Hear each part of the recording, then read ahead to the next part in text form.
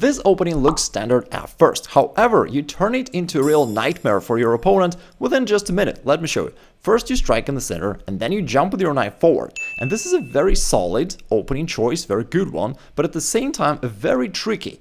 For example, if your opponent captures this pawn on e4 because it feels like the grass is always wider on the other side, you respond with queen e2, pinning this knight.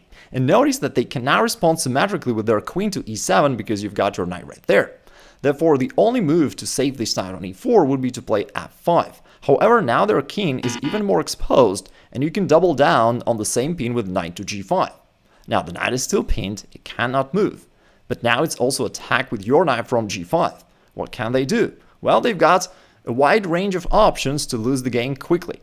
For example, h6 is one of them. Looks like you're going to trade knights on e4, but instead you jump with your queen forward to h5, and that leads to basically an instant checkmate right on the next move. Your knight takes away this square. We promised a nightmare for your opponent.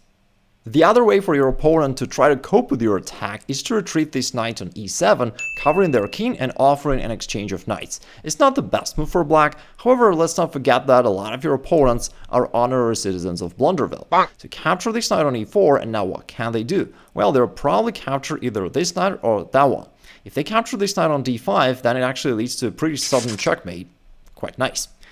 Once again, how about they capturing this one? Looks better, they're still hoping for you to trade something, but you once again surprise them with this check. And they've got a choice of whether to cover with a pawn or with a knight, but both, as always in the Belgrade Gambit, lead to quite disastrous outcome. If they cover with a knight, then you play bishop g5, and that is another unpleasant surprise. Their queen is suddenly trapped. They can stall it for a move, but then after you recapture, they all of a sudden notice that their knight is still pinned, and therefore can now recapture the bishop. But if the bishop is now recaptured, it is supported by your bishop, and their queen is trapped.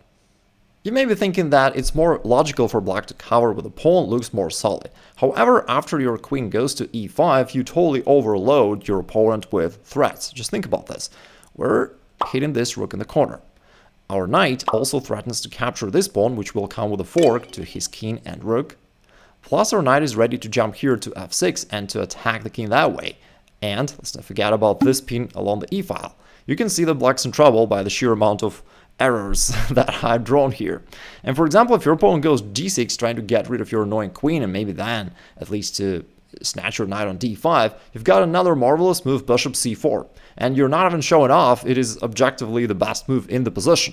And while your opponent is trying hard to calculate variations and to play chess, you're just horsing around and having fun.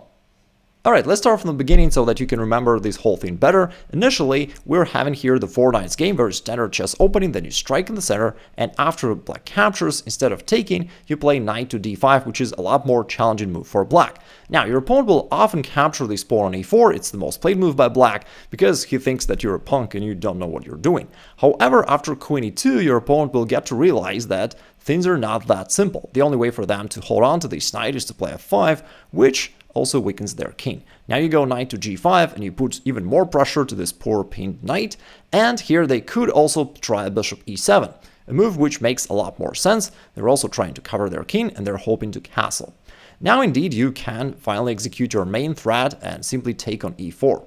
Your opponent happily castles, thinking that now he's safe, but it's not that simple. His king is still quite exposed and lacks defenders. Queen to h7 checkmate is coming, they need to somehow cover this diagonal, but now you can also bring your bishop into the attack with a tempo. Your opponent goes rook to e8, hoping for some nasty tactics across the e-file, but you simply castle. Actually, you're the one who's going to exploit pressure along the e-file. And even if your opponent tries to counter-strike somehow with this discovered attack, he forgot about the Knightmare thing, knight to f6. That is how we often win games in the Belgrade Gambit. It's a fork, but if the knight is captured, now the rook on e8 is hanging and you simply grab it. Now you won the exchange, plus this bishop is pinned, the king is attacked, the other bishop is pinned as well. You can add your rook into the attack, you can add your bishop into the attack, and it's all over. We can't avoid talking about the fish in the room. Engine recommends black to play pawn to d3, a very counterintuitive counter-strike. However, good news for you is that statistically, according to Leach's database, 93% of your opponents are unaware of this move, and those 7% who do play this move are rated on average approximately 2100. Therefore, if you're below that level, you're going to face this move very, very infrequently, if ever. Even after that, the position remains to be more or less equal and very complicated. Here, for example, you can capture this pawn on d3, and after they happily grab your knight on g5, it looks for a second like they're simply up a piece, but as always, we've got a knight trick. Knight takes c7 counts with this double attack, and if your opponent tries to capture this knight in the corner, then you've got a nice way to trick the trickster. By the way, if you want to know how to master any chess opening easily without the need to memorize variations, I've got a free masterclass about that. You can click the link below the video and check this out. If your opponent is on a diet and does not want to capture that additional pawn, he may decide to trade off this annoying central knight. However, after recapture, they have to move this other knight away, which confirms that their previous move was also wrong. Now, that's the beauty of the Belgrade Gambit. Whenever they play these natural moves, they find themselves in trouble real quick. For example, here after knight to e7 and queen takes d4, basically you've won the game already, even though your opponent probably does not realize it yet. The problem for black here is that it's very hard to untangle these pieces into castle. For example, if we continue and play a few other developing moves, then at some point your opponent will realize that his king is in danger, you're going to check it, but he can't ever develop this bishop, because in this case this pawn on g7 remains to be undefended, and you're going to capture it. Nevertheless, the most played move by black is bishop e7, desperately hoping to castle, but you snatch this pawn, also you put pressure right here, you threaten to capture the knight and then the rook. If they try to counter-strike, then it's a rookie error. The king needs to move. Here the most played move is king to d7, which is a nice way to finish the game quickly. So far we talked about the 4 knights game, but some of your opponents will instead develop their bishop. Here you can seize the initiative by this great move, knight takes e5. It sacrifices a knight temporarily, and then you're going to get it back right on the next move while seizing the initiative.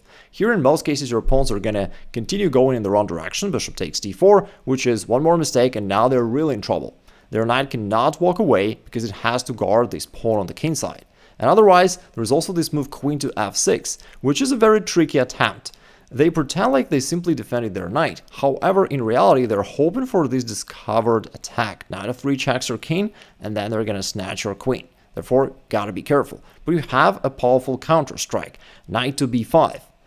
This move has dual function. First off, it threatens to capture this pawn on c7 with a fork, but at the same time, the knight also guards your queen. Therefore, those discovered tricks are not going to work anymore because your queen is defended by your knight. Which means that your opponent needs to do something about this pawn. But what can he do? He cannot move the queen away because the queen needs to guard this knight on e5. Which makes that, black needs to probably play king to d8 because that's the only way to cover this pawn. But then you add one more attacker, and after they defend this pawn somehow, let's say they go c6, try to chase your knight away, you don't move the knight away because you need it right there for this checkmate. If your opponent mouse slips a correct move, then there are different ways to go about this. I like this variation, knight takes d4, where you allow them to grab that pawn, and now technically black is up a pawn, but realistically you've got a lot of open lines and diagonals for your pieces, plus in this symmetric position it is your move to play and you begin attacking. Knight f5 hits their knight, and if they move the knight away or defend it anyhow, then you follow up with this queen check. And at this point your opponent will realize that they're in trouble, and in fact they're losing the game. For example, if they play this natural move, then they do cover their king from check, but now this pawn on g7 is undefended, and you quickly get to their exposed king. For example, right here, you're going to checkmate black quickly. If instead your opponent covers his king with this knight, then you just tell him good night. Real quick, the other move you're going to face sometimes is this bishop development, where they hold on to their extra pawn and are hoping to castle quickly. However, the downside for black here is after you develop your bishop, now this knight on f6 is pinned and attacked twice, which means that they're probably going to face this inconvenience where after the trade, they cannot recapture the queen because of your knight, which means that they have to disrupt their pawn chain. Now their king is also weak, and you've got this really great move queen to d2, aiming to take advantage of all these weaknesses. You want to bring your queen forward somewhere here or here, and in both cases it's going to be very annoying. For example, here after they play d6 or whatever, queen h6, and now they're already defenseless. There's no way for them to stop you from checking from here and then finishing the game. And if your opponent tries to be super defensive and just goes very, very solidly, tries to castle quickly, then you also continue your development. And now if your opponent keeps playing passively, then you will get back your gambit pawn in the middle of the board and will continue playing normal chess with a more active position. But if your opponent still decides to grab this juicy pawn on e4, then once again you get a ton of initiative. After rook e1, you're putting pressure across the open file, and if the knight moves, let's say they want to gain a tempo attacking your bishop, but that's not a problem. Your bishop slides back to this active diagonal, and you're still putting pressure across this open file. Your knight is still very annoying, putting pressure all around, and let's say they would try to get rid of this pressure to their bishop on e7, but now, after the trade, there is another sudden problem for them. Bishop g5 traps the queen. By the way, I read your comments, guys, where you say that openings are good, but you're more interested in learning how to play the middle game right. And I've got a video about that. Check it out right there. It's a single middle game guide that you need. I'm sure you're going to enjoy it.